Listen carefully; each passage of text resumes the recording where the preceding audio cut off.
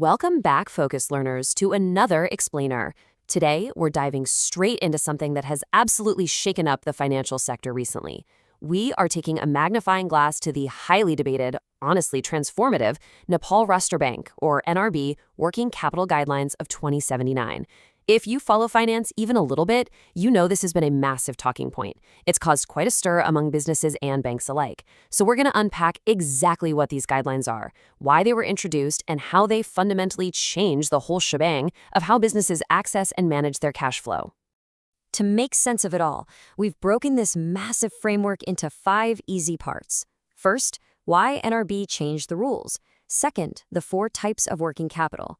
Third, fluctuating versus permanent capital. Fourth, calculating your loan limits. And finally, the rules for collateral and monitoring. All right, Section 1. Why NRB changed the rules. The need of the hour.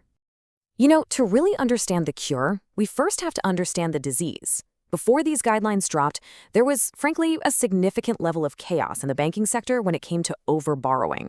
Businesses were relying way too heavily on overdraft facilities and cash credit loans, and often they were using them in ways they just weren't intended for. What's really fascinating here is the tension it created. The private sector gave a lot of intense backlash, specifically about how strictly these rules are enforced and how it hits day-to-day operations. But NRB, they haven't blanked. They maintain that these measures are absolutely crucial to ensure long-term financial stability and force responsible lending. It's a classic clash, really. Short-term business flexibility versus macro-level systemic security. So, to address the chaos, the NRB rolled out these 5 core rationales. Think of them as strict but necessary medicine. First up, preventing loan misuse. This means ensuring funds are used strictly for the business, absolutely no speculative investments allowed. Second, enhancing financial discipline by setting hard limits based on actual, real turnover. Third, cutting down that over-reliance on constant borrowing. Fourth, strengthening the overall stability of the banking sector by lowering non-performing loans. And fifth, encouraging total transparency. You've got to have accurate, audited financial projections now. Moving on to Section 2, 4 types of working capital, knowing your loan options. Okay, let's dive into the actual classifications here. Under this new framework, working capital isn't just one big bucket anymore. The NRB explicitly chops it up into 4 distinct types. You've got cash credit, which is your revolving loan based on pledging your stock. Then the short-term loan, which is strictly non-revolving. Third is the trust receipt loan, and that's specially designed for imports based on commercial invoices. And finally, the permanent working capital loan. This one is a minimum fixed loan designed for the long haul, specifically a 3 to 10-year term. Nailing down these definitions is super important for the biggest distinction in the whole guideline, which brings us to our next point. Section 3, fluctuating versus permanent capital, the flex versus the foundation. This right here is the core concept of the entire framework. It's all about separating your capital needs into 2 very different categories. I like to call them the flex and the foundation. On one side, we have fluctuating working capital, or FWC. This is the flex. It revolves. It's meant to finance your changing day-to-day needs. And here's the catch. It must be strictly renewed every single year. Contrast that with permanent working capital, or PWC. This is your foundation. It finances that minimum constant capital a company always needs locked in. It gives you a stable 3 to 10-year runway. And a nice bonus, the guidelines specifically say there is no prepayment charge if you want to close this one out early. And this brilliantly illustrates exactly why a business needs both. Notice the fluctuations in capital needs. Those net trading assets, which we'll calculate in just a minute, across different Nepalese months. In Baisakh, the need spikes way up to 4.3 crore. But by Ashad, it drops down to 2.5 crore, only to shoot back up again in Kartik. The FWC covers those high season spikes, while the PWC provides that steady 2.5 crore baseline that the business literally never dips below. All right, Section 4, calculating your loan limits, simplifying the math. Now that we know the types of loans, I promise I'm going to make this daunting banking math incredibly straightforward. For non-manufacturing entities, the rules are tiered. If your working capital need is under 1 crore, the limits for both FWC and PWC are simply based on your net trading assets, your NTA. Easy enough, right? But once you cross that 1 crore mark, things get tight. For limits between 1 to 2 crore, your FWC is capped at 20% of your projected sales. Now, it can bump up to 50% if your specific operating cycle justifies it, but 20% is the standard. Anything above 2 crore, The standard FWC cap is 25%. And in both of these higher tiers, your permanent working capital is calculated as exactly 80% of your NTA minus whatever you already took as FWC. Now let's compare this to manufacturing entities. The NRB defines these as businesses that actively procure raw materials and add value to create finished goods. Because they naturally eat up more capital, their baseline threshold is graciously extended. They can base their limits purely on NTA all the way up to 3 crores. Those stricter sales projection caps we just talked about, they only kick in once a manufacturer needs between 3 to 4 crores or above 4 crores.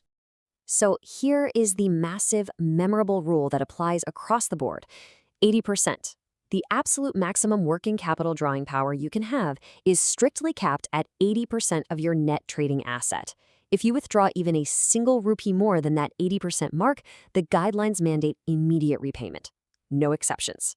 So how do you find that magical NTA number? It's a simple 4-step formula. Step 1, take the total value of your inventory. Step 2, add your debtors, basically the money that's owed to you. Step 3, subtract your sundry creditors. That's the money you owe to your suppliers. The result of that simple math? That's your net trading asset. Multiply that by 80%, and boom, you have your maximum drawing limit.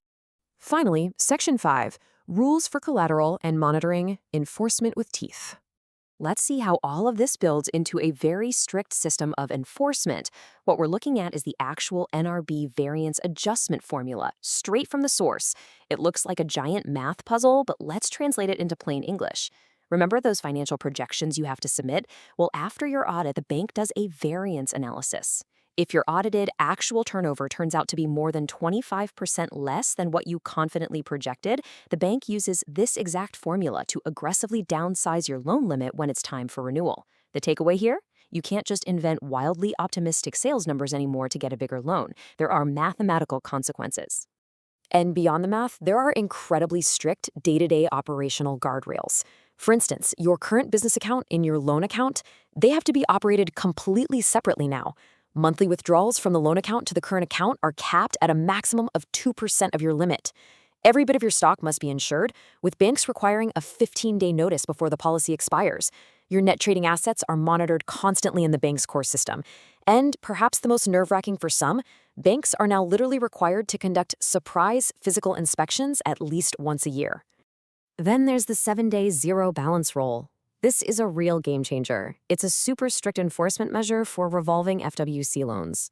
To prove that you're actually using this fluctuating loan correctly and not just treating it like permanent debt, the account must hit a zero balance for 7 consecutive days at some point.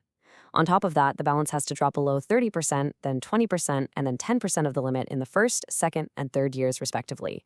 Let's wrap up with the severe penalties for misuse and the new rules for cross-bank borrowing. If you use a working capital loan to buy fixed assets, bam, the loan is immediately classified as bad, and a massive 100% loan loss provision has to be made. Now, ad hoc emergency loans are allowed, but limits cannot be reviewed or bumped up within 6 months of approval. Also, if you want to pull more than 1 crore from another institution, you're going to need a formal no objection letter. And if you're a big player using more than 10 crores across multiple institutions, a formal pari passu agreement, which just means putting all your lenders on equal footing, is legally required. And that brings us to the ultimate million-dollar question surrounding these working capital guidelines.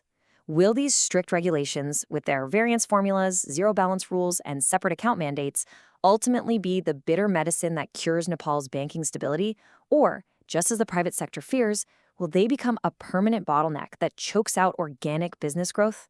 Well, armed with a clear understanding of these guidelines, you can now look at the financial landscape and decide that for yourself. Thanks for joining me on this explainer. Keep learning, and I will see you next time.